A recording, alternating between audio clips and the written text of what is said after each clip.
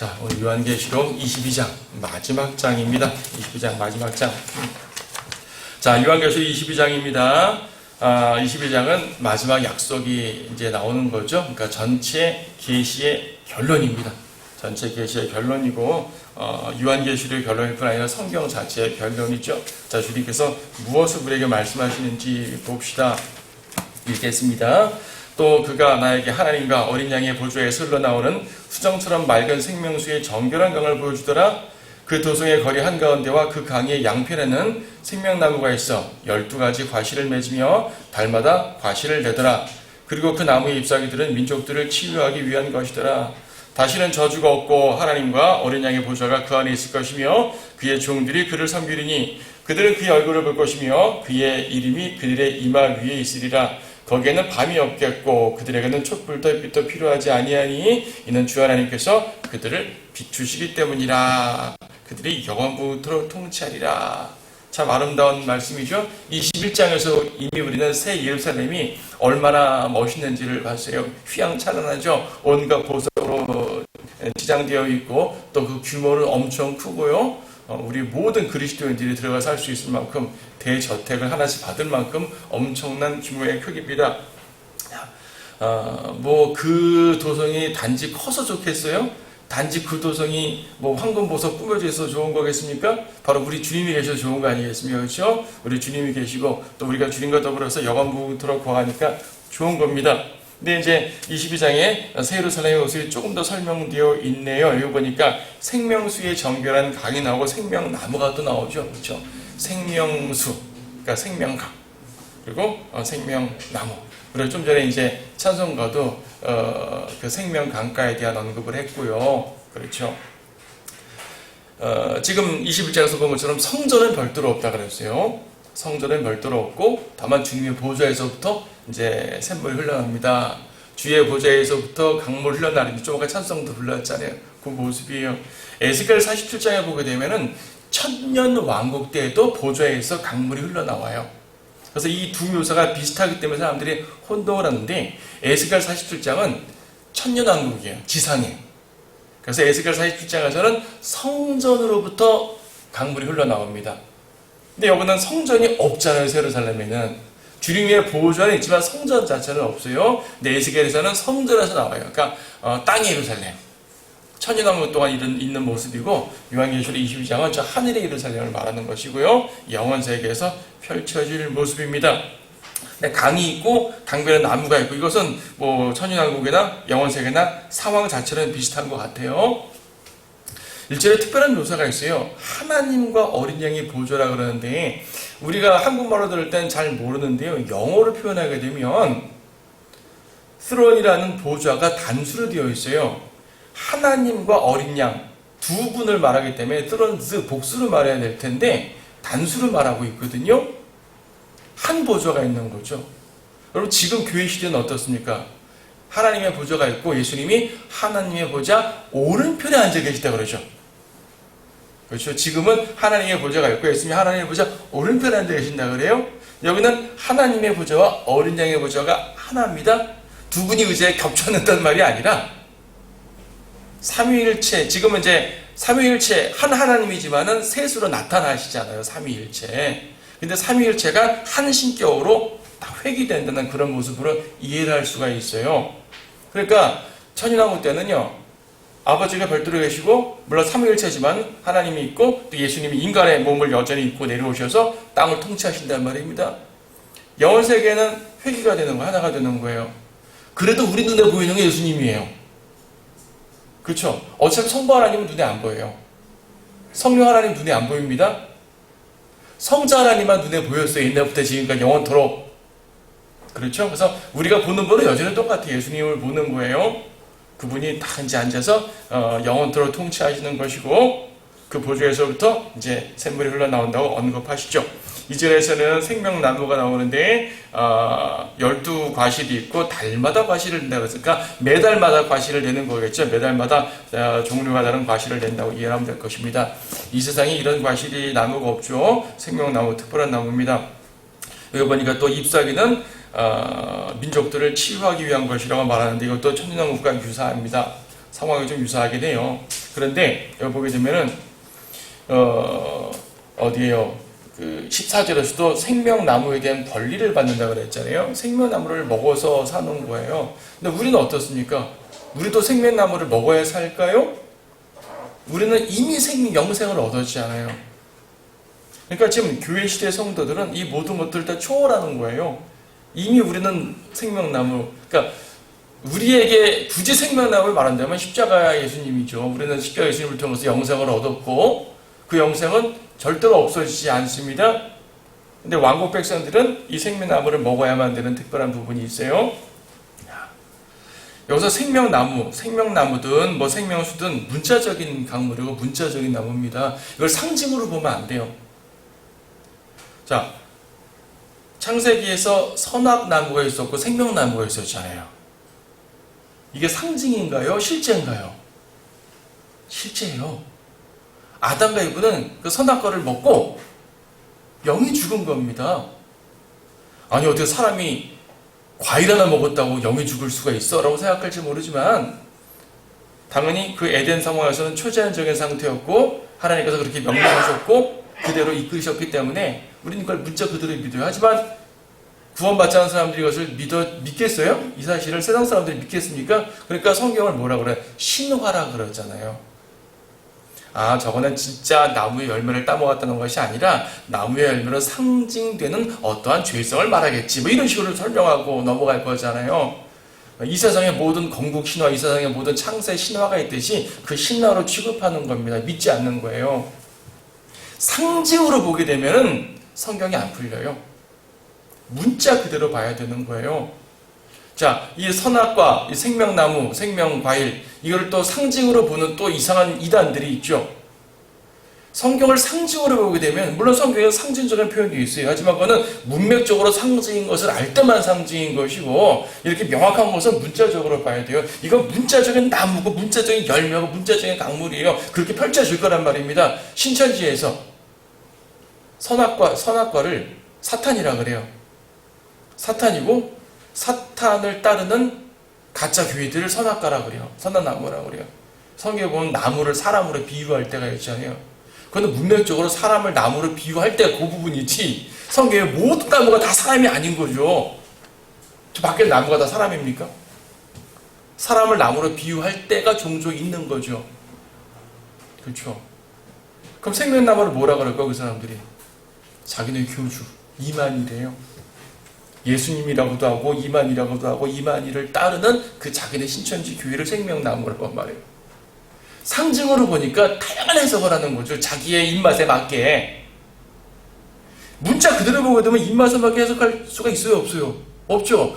그때 생명나무가 생기는구나. 지금은 없지만 그때는 나타나는 거예요. 에덴에서도 생명나무와 이 선악나무가 있었어요. 선악과가 있었어요. 문자적인 나무예요. 그렇죠. 그 나무가 사과니 포도니 이건 둘째치고 어쨌든 실제 나무가 있었다고요. 그래서 생명나무를 주님께서 그때 가르셨단 말이죠. 아담의 범죄 이후로. 그리고 교회 시대에는 그 영생을 어떤 나무가 아니라 예수님을 통해서 얻게 되었고요. 영혼 세계에서는 생명나무가 다시 눈에 보이게 등장하는 겁니다. 성경이 있는 그대로 보면 돼요. 왜 그렇지? 이해하려고 할 거 없이 있는 그대로 믿으면 되는 거예요. 자, 이단들이 이렇게 막 비유풀이로 상징풀이로 이단들이만 말하는데 무시하고 여기는 진짜 문자적인 나무다라고 말하면 끝나버리는 겁니다. 자, 3절에 다시는 저주가 없는 세상이죠. 4절에서는 항상 성도들이 하나님을 얼굴을 뵙고 하나님 임재를 맛보는 그런 세상입니다. 5절에서 밤이나 낮이 없고 광명의 세상이 펼쳐진다고 말씀하시고요. 그렇죠. 주님께서 항상 빛이 되신다고 말씀하셨습니다. 22장도 말씀하신 내용이죠. 5절에 성도들이 또 영원부터로 통치한다고 그래요. 천년 왕국대의 통치는 어떤 개념인지 우리가 알아요. 구약성경, 신약성경에 많은 계시가 되어 있기 때문에 천년 왕국대의 통치는 이스라엘이 있고 이방의 땅들이 있고 우리 성도들 예수님과 함께 통치하고 또 문화의 비유에서 말씀하신 것처럼 열 문화 남긴 사람, 5문화 남긴 사람 각각의 상황에 따라서 이제 유업을 받고 이런 것들은 우리가 천년 왕국대 유업은 알아요. 영원 세계 유업에 대해서는 사실 잘 모르겠어요. 여기 기록이 있기 때문에 우리도 영원 때까지 통치하는구나 라는 건 알겠는데 이 상황의 구체적인 모습 어느 정도 땅까지 또 계속 인구가 번성할 텐데 그럼 우주까지 별들까지 사람들이 살고 별들도 다스릴 것인가? 그럴 수도 있겠고 성경에는 명확한 말이 없으니까 우리는 알 수가 없지만 어쨌든 주님께서는 영원 무궁토록 통치하신다는 말씀을 하고 있어요. 사실 통치가 지금 성도들의 통치하니까 우리가 어떻게 통치해야지 이게 궁금할 뿐이지 핵심은 뭐냐면 예수님이 영원한 왕이라는 말이에요. 성도들이 통치한다고 우리 마음대로 통치할까요? 아니잖아요. 주님과 더불어 통치한다는 말 아니겠어요? 그렇죠? 그럼 진짜 왕은 누구셔요? 예수님. 그러니까 예수님은 영원토록 왕이십니다. 천년하고 동안만 왕이신 게 아니라 영원토록 왕이시라는 얘기죠. 온 우주의 왕으로서 영원토록 그분은 통치하실 것입니다. 다니엘 2장에서도 영원한 그분의 왕국이라고 말씀하고 있어요. 결코 멸망하지 않는 왕국이라고 말씀하고 있는 거죠. 우리는 그 왕국에서 주님과 더불어 통치하는 그러한 존재들이에요. 여러분이 현재 지상 삶이 어떠든지 간에 여러분은 그것이 약속된 성도들입니다.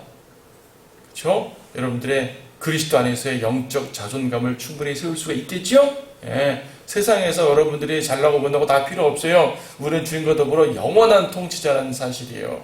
이 사실을 반드시 기억하시기 바랍니다. 자, 6절부터 쭉 읽겠습니다. 또 그가 나에게 말하기를 이 말씀들은 신실하고 참되도다. 거룩한 선지자들의 주 하나님께서 반드시 속히 되어질 일들을 그의 종들에게 보이시려고 그의 천사를 보내셨느니라. 보라 내가 속히 오리라. 이 책의 예언의 말씀들을 지키는 자는 복이 있도다 라고 하더라. 나 요한이 이런 일들을 보고 들었노라. 내가 듣고 또 보고 나서 이 일들을 내게 보여준 그 천사의 발 앞에 경배하려고 엎드렸더니 그가 내게 말하기를 보라 그리하지 말라. 나도 선지자들인 네 형제들과 이 책의 말씀들을 지키는 자들과 같은 너의 동료 종이니 하나님께 경배하라고 하니라. 또 그가 내게 말하기를 이 책의 예언의 말씀들을 봉인하지 말라. 이는 그때가 가까움이라. 불의한 자는 그대로 불의함에 있게 하고 더러운 자는 그대로 더러움에 있게 하라. 반면에 의로운 자도 그대로 의로움에 있게 하고 거룩한 자도 그대로 거룩함에 있게 하라. 보라 내가 속히 오리니 내가 줄 상이 내게 있어 각 사람에게 그의 행위에 따라 주리라. 나는 알파와 오메가요 시작과 끝이며 처음과 마지막이라. 그의 계명들을 행하는 자들은 복이 있나니 이는 그들이 생명나무에 대한 권리를 가지며 또 그 문들을 통하여 도성 안으로 들어가게 하려 함이니라. 그러나 개들과 마술사들과 음행자들과 살인자들과 우상숭배자들과 누구든지 거짓말을 즐겨 행하는 자는 모두 다 바깥에 있으리라. 자, 예언이 확실하다는 것을 다시 한번 보여주고 있습니다. 여기 지금 속히 온다 이런 말씀이 몇 번이나 나오고 있어요 지금. 그렇죠? 재림과 그에 관한 모든 예언은 참되고 확실하다고 말합니다. 베드로서 1장에서도 주님의 모든 예언의 말씀은 확실하다. 우리가 경험한 심지어 사도들이 직접 예수를 만나고 경험한 그 경험보다도 확실한 게 예언의 말씀이다 그 말이죠. 주님께서는 반드시 이루실 것이라고 7절도 속히 오리라 그러셨죠. 6절도 속히 되어질 일이라고 말씀했습니다. 속히라는 말을 좀 여러 번 썼어요. 10절도 그때가 가까움이라 12절도 속히 오리니 이렇게 자주 말씀하신 것은 뭐냐면 정말 임박했단 말이에요. 정말 속히 오시겠다는 말씀이죠. 그래서 우리는 성경 예언의 말씀을 굳게 지켜야 될 겁니다. 8절 9절에서는 다시 한번 천사 숭배 금지에 대한 언급을 합니다. 천사에게 경배하려고 합니다. 요한이. 천사가 뭐라 그러니까 9절에서 보라 그리하지 말라. 나도 동료 종입니다. 나도 넘어가서 동료 종이야. 그러니까 나한테 경배하지 말고 하나님께 경배해. 때때로 구약에서 주의 천사라 그래가지고 경배를 받는 천사가 나와요. 그건 주님이 천사로 다 현현하셨기 때문에 천사의 모습이지만 사실은 주님이 나타난 거거든요. 이럴 때는 경배해요. 그걸 주의 천사라 그래요, 구약에서. 그런데 그 나머지 모든 그 무수한 천사들이 능력이 있고 힘이 있고 때때로는 예언을 전달해주고 다양한 역할을 하겠지만 종이에요, 종. 우리가 하나님의 종이듯이 그들도 하나님의 종입니다. 엎드려 경배할 이유가 없죠. 많은 사람들은 천사 숭배를 합니다. 요한이 왜 엎드려 경배하려고 했겠어요? 이 천사가 모든 걸 계시해 주니까, 즉 하나님의 일을 수행해 주니까 하나님처럼 이제 공경하는 거죠. 자, 대리자. 간혹 대리자들이 주인의 권위로 말을 하니까 대리자가 하는 말은 주인의 말로 인식이 될 수가 있잖아요. 그렇죠? 그건 가능하죠. 제가 성경 말씀을 읽으면 제 말이 아니라 하나님 말씀을 읽는 거기 때문에 하나님 말씀으로 받아야 되잖아요. 저뿐 아니라 여러분 누가 해도 마찬가지예요. 어린아이가 해도 마찬가지입니다. 말씀을 읽게 되면 그건 하나님 말씀으로 들어야지 사람의 말이 아닌 거예요. 그렇다고 그 전달자가 하나님인 건 아니잖아요. 많은 사람들이 그 종의 역할을 수행하면서 자기가 주인처럼 높아지려고 합니다. 이건 천사 숭배에 대한 경고뿐 아니라요. 이처럼 자기는 전달자일 뿐인데 주인의 영광을 가로채려고 하는 수많은 세상의 종교 지도자들에게 경종을 울리는 말씀이기도 합니다. 그렇잖아요? 네, 선지자들이든 목사들이든 일반 성도들이든 천사들이든 모두 종이에요. 종은 주인의 일을 수행하되 영광은 주인이 받는 겁니다. 이 사실을 분명히 깨닫게 되면 우리가 굳이 교만해질 이유가 없는 거죠. 그렇죠? 자, 10절에서는 이 책의 예언을 봉인하지 말라. 여러분 다니엘서와 비교하게 되면 좀 달라요. 여러분 다니엘 12장 4절 말씀 보시게 되면 다니엘도 계시록과 비슷하잖아요. 그렇죠? 다니엘은 구약의 계시록, 계시록은 신약의 다니엘이라고 말할 정도로 연관되어 있습니다. 다니엘 12장 4절 보게 되면 그러나 오너 다니엘아 마지막 때까지 그 말씀을 닫고 그 책을 봉하라 그러죠. 마지막 때까지 닫으라 그래요. 근데 계시록에서는 더 이상 닫지 말고 봉하지 말고 다 펼치라고 말합니다. 왜? 마지막 때니까. 다니엘에서는 아직 마지막 때가 아닌 거예요. 마지막 때가 될 때까지 닫으라. 그래서 마지막 때 됐으니까 열라 그 말이죠. 계시요 계시. 열라란 말씀이 계시란 말이에요. 리블레이션이란 말은, 계시란 말은요 밝히 드러나는 걸 말해요. 묵시가 아니라고요. 천주교에서는 요한 묵시록 그러죠. 묵시록. 많은 사람들이 묵시록이라는 표현을 쓰는데 그런 표현 쓰면 안 돼요. 묵시는 감춘다는 말이에요.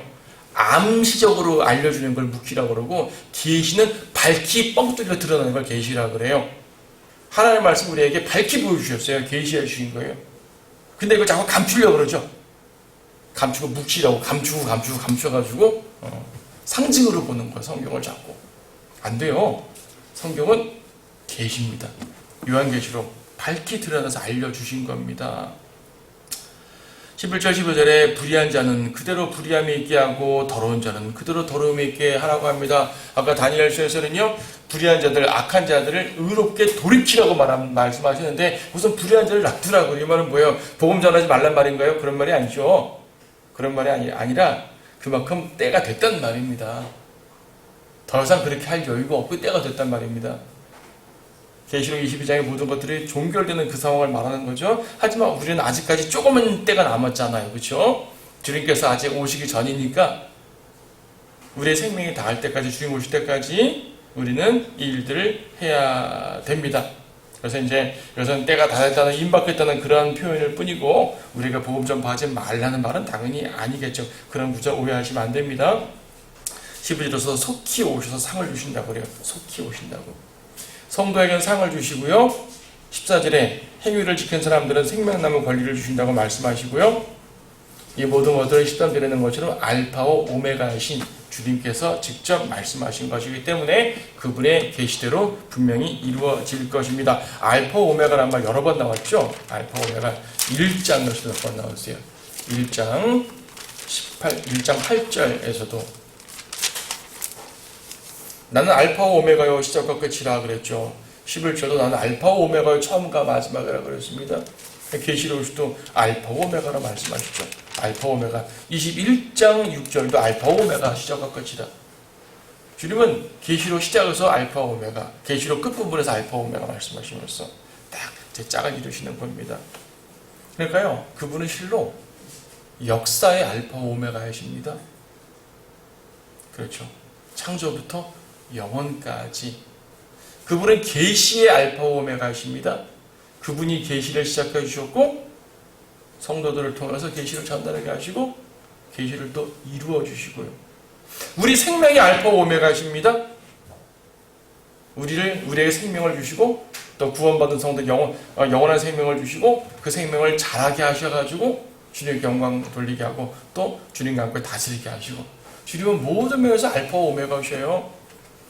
우리가 예수 그리스도를 모시고 예수 그리스도를 따라서 살게 되면 영원부터 영원까지 주장하시는 그분의 뜻을 알고 그분의 섭리를 알아서 그분과 동행할 수가 있게 되는 거예요. 갑자기 뭐 지혜가 뻥 뚫려서 성경을 통달한다 이렇게 뭐 억지로 맞출 필요는 없습니다. 하지만 우리 안에 계신 분이 알파와 오메가이신 그분이라는 말이에요. 그분이 지금 마지막을 계시해주고 있다는 말입니다. 오메가를 계시해주고 있는 것이에요. 우리는 지금 그 사실을 받아들이고 있습니다. 마음을 열고 받아들이는 겁니다. 하나님의 말씀은 계시의 책이기 때문에 말씀을 통해 우리는 예수님을 알게 되는 거고요. 말씀을 통해 하나님의 뜻을 알게 되는 것이고요. 말씀을 통해 하나님의 진리를 또 하나님께서 주시는 모든 힘과 위로를 느낄 수가 있는 거예요. 모든 것들은 알파 오메가이시고 시작과 끝이시고 처음과 마지막이신 그분으로부터 나오는데 바로 성경이 그런 책이란 말이죠. 그 계시대로 이루어지게 된다는 말입니다. 15절에서 개들과 마술사들과 음행자들과 살인자들과 이런 자들은 바깥에 있으리라 라고 말하죠. 전부 다 마술사, 음행자, 사람들인데 개들은 사람이 아니잖아요.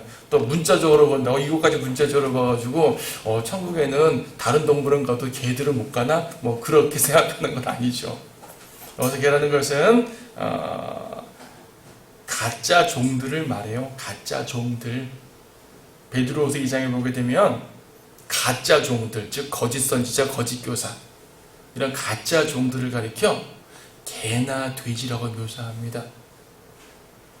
그렇죠. 그래서 대표적으로 개를 말하면서 이 악한 종들을 말해요. 악한 종들이 바깥에 있는다고 말씀합니다. 마태복음 25장 30절 말씀 보세요. 마태복음 25장 30절. 아, 25장 30절이죠. 너희는 그 쓸모없는 종을 바깥 후갑에 내어 던지라. 거기서 울며 이를 갈고 있으리라. 바깥 후감에 내어 던지라. 마태복음에서 바깥 후감이라는 말이 3번 정도 나오는데 이 바깥 후감이라는 말을 여기는 바깥이라는 말로 되어 있으니까 어떤 사람들은 오해하는 거예요. 아, 구원은 받았지만 이처럼 죄를 짓는 사람들은 이 천국에는 들어가되 성 안은 못 들어간다. 이렇게 이해하는 사람들이 있어요. 성 안에 들어가지 못하고 성 바깥 외곽 지역에 어두운 지역에 산다. 하지만 지옥 가는 건 아니다. 이런 식으로 말하는 사람들이 있는데 그거는 오산입니다. 오산. 성경에 나오는 흑암이라는 것은요, 영적으로 마귀의 세력을 흑암이라 말하는 것이고, 베드로서나 이런 데서도 보게 되면 이 범죄한 천사들이나 악인들을 껌껌한 흑암에 던져놓는다는 말씀을 하거든요. 그건 멸망한다는 말이에요. 멸망한다는 말. 예루살렘 도성에만 못 들어가고 도성 바깥에 있는 천국 부분에 산다. 이런 말이 아니라 그건 대조 자체입니다. 성에 들어가는 자, 성에 들어가지 못하는 자 그 말이에요. 대조되는 사람들. 악인들은 죄인들은 못 갑니다. 죄인들은 못 간다는 말이 여러 번 벌써 나왔잖아요. 21장 27절에도 죄인들은 못 들어간다 말하고 악인들은 못 들어간다 말했고요. 21장 8절도 말했고 20장 13, 14절도 말했고요. 악인들은 못 들어가는 거예요.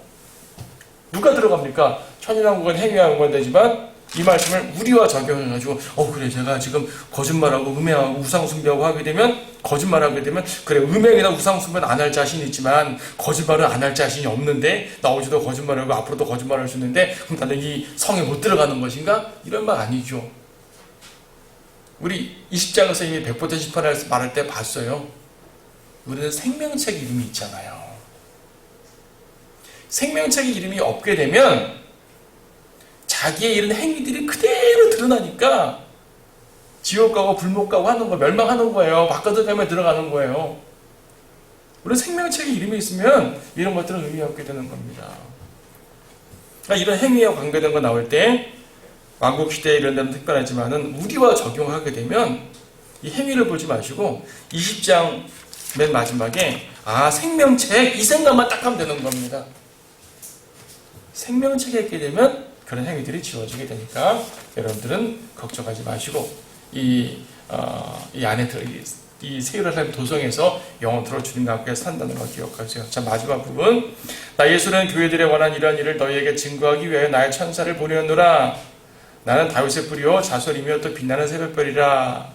또 성령과 신부가 말하기를 오라 하더라. 듣는 자도 오라 말하게 하고 또 목마른 자도 오게 하며 원하는 자는 누구든지 생명수를 값없이 마시게 할지어다. 이는 내가 이 책의 예언의 말씀들을 듣는 각 사람에게 증거함이니 누구든지 이것들에 더하면 하나님께서 이 책에 기록된 재앙들을 그에게 더하실 것이요 또 누구든지 이 예언의 책의 말씀들에서 삭제하면 하나님께서 생명의 책과 거룩한 도성과 이 책에 기록된 것에서 그의 부분을 제하여 버리시리라. 이름을 제한단 말이 아니라 그의 몫을 제한단 말이죠. 이런 일들을 증거하신 분이 말씀하시기를 반드시 내가 속히 오리라 하시니라. 아멘. 그러합니다. 주 예수여 오시옵소서. 우리 주 예수 그리스도의 은혜가 너희 모두 함께 있을지어다. 아멘. 이렇게 해서 계시록이 끝나는 거예요. 지금 이 16절에 다시 교회들이란 말 나왔잖아요. 2, 3장에서 교회가 나왔는데 계속 교회가 안 나오다가 교회란 말 나왔죠. 그래서 계시록 결론에는 다시 우리에게 하는 메시지로 돌아옵니다. 대원론에 대한 모든 걸 다 설명하면서 우리에게 이제 결론을 맺어주고 계시는 것이죠. 마지막 결론은 교회를 향하고 있어요.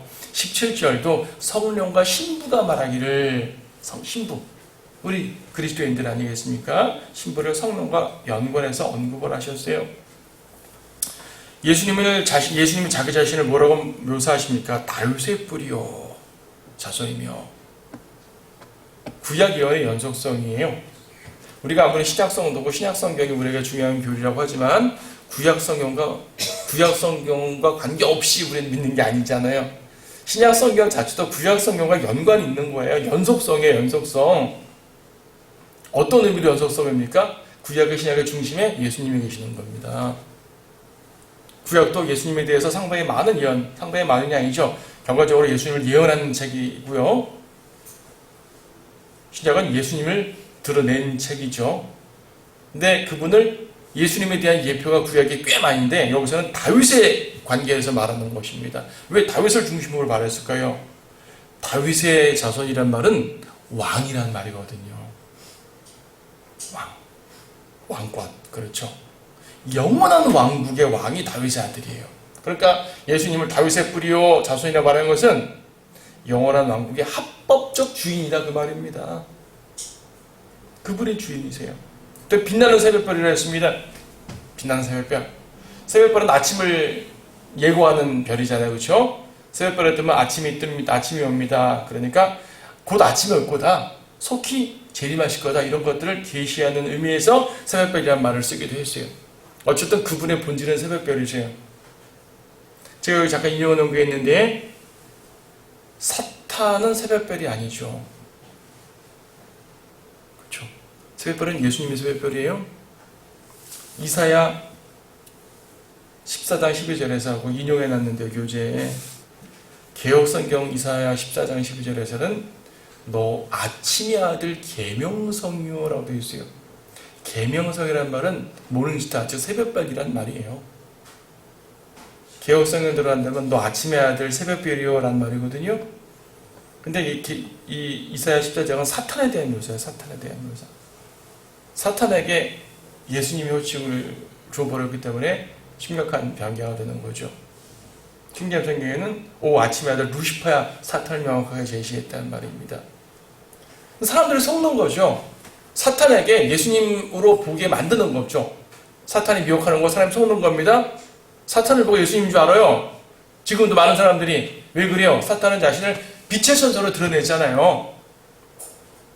그러니까 이런 오해들을 많이 하고 성경 변경뿐 아니라 많은 경우에 있어서 사탄에게 지시받아 행하면서 주님께 지시받아 행한다고 착각하는 사람들이 얼마나 많은지 몰라요. 사탄은 예수님을 흉내내는 존재니까. 그래서 사탄의 주된 활동 무대가 사람들은 사탄은 암흑가, 사창가, 세상의 조직폭력배, 조직 이런 게 사탄의 주 무대로 생각하는데 사탄의 주 활동 무대는 교회예요. 종교 집단이에요. 하나님을 가장 잘 흉내낼 수 있는 곳이니까. 그래서 주님께서 새벽벌을 주십니다. 사탄은 새벽벌 아닙니다. 17절 오라 초청이죠. 성령과 신부가 신부는 교회입니다. 우리가 하는 거예요. 우리가 초대하는 거예요. 우리가 복음 전하는 거예요. 우리가 사람들을 초청하는 거예요. 근데 말은 우리가 초청하지만 실제로 초대하는 분은 우리 안에 계신 성령님이란 말이에요. 우리 안에 계신 주님께서 그들을 초대하는 겁니다. 오라 오라 오라. 앞에서 행위에 대한 말씀이 되게 많았어요. 계시록이니까 환란 때니까 행위에 대한 말씀이 많았지만 마지막 부분에서는 교회와 연관된다 그랬잖아요. 그래서 행위보다도 그냥 오라. 마태복음 11장도 내게 오라. 수고하고 무거운 짐진들아 다 내게 오라. 그랬죠? 무엇인가를 행하라. 그러면 쉬게 하리라. 아니요. 오기만 하면 쉬게 하리라. 오기만 하면 마시게 한다. 오기만 하면 생명수를 주겠다. 이사야에서도 이사시를 예언하면서 값없이 와서 먹으라라고 말씀하신 예언이 있었어요. 이사야 55장에서도 신약 예수님께서도 사마리아 여인에게 생명수를 말씀하시고 나를 믿는 자는 그 배에서 생수가 넘쳐 흐른다고 말씀하시고 생수 주님께 가기만 하면 됩니다. 주님을 믿기만 하면 됩니다. 믿기만 하면 18, 19절은 하나님의 말씀을 더하고 삭제하면 안 된다. 이건 성경 변개에 대한 경고기도 하지만 우리가 하나님의 말씀을 믿고 따르고 전파할 때도요. 하나님의 뜻에 더하거나 빼면 안 된다는 말이기도 해요. 안 되잖아요. 나는 빼지 않고 더하지 않은 삭제되고 첨가되지 않은 바른 성경 갖고 있으니까 돼. 이걸로 끝나서는 안 되고요. 이 말씀이 우리에게 적용될 때, 전파할 때 그분의 뜻을 가감없이 전하고 가감없이 믿고 따라야 된다고 봅니다. 자, 마지막 결론입니다. 지금 20절에서 성경의 맨 마지막 약속이 뭐죠? 반드시 내가 속히 오리라. 성경의 맨 마지막 약속이 반드시 속히 오리라. 세 번 말했어요. 7절에서 속히 오리라. 12절에서 속히 오리니 너무도 속히 오리라. 그렇죠. 속히 오리라 말씀하십니다. 성경의 맨 마지막 약속은 주님이 속히 온다는 것. 그럼 성경의 맨 마지막 기도는 뭡니까? 아멘 그러합니다. 주 예수 오시옵소서. 성경의 맨 마지막 기도는 오시옵소서. 성경의 맨 마지막 축복은 은혜. 우리 주 예수 그리스도의 은혜가 너희 모두 함께 있을지어다. 맨 마지막 세 가지를 기억하세요. 맨 마지막 약속은 오시리, 곧 오시겠다. 맨 마지막 기도는 어서 오시옵소서. 맨 마지막 축복은 주님의 은혜, 예수 그리스도의 은혜. 그래서 우리가 예수님의 오심을 믿고 사모하며 산다면 주님의 은혜 가운데 사셔야 돼요. 사도 바울도 모든 서신서마다 예수님의 은혜가, 주님의 은혜가 있을지어다. 요한도 마찬가지잖아요. 주님의 은혜가 오늘도 여러분에게 충만하기를 원합니다. 이것이 계시록의 마지막이니까 앞으로 여러분 세계 다 할 때까지 주님 오시는 그날까지 주님의 십자가의 은혜로 말미암아 보호받고 사는 여러분들 되시길 바랍니다. 이것으로 계시록 22장 마쳤습니다.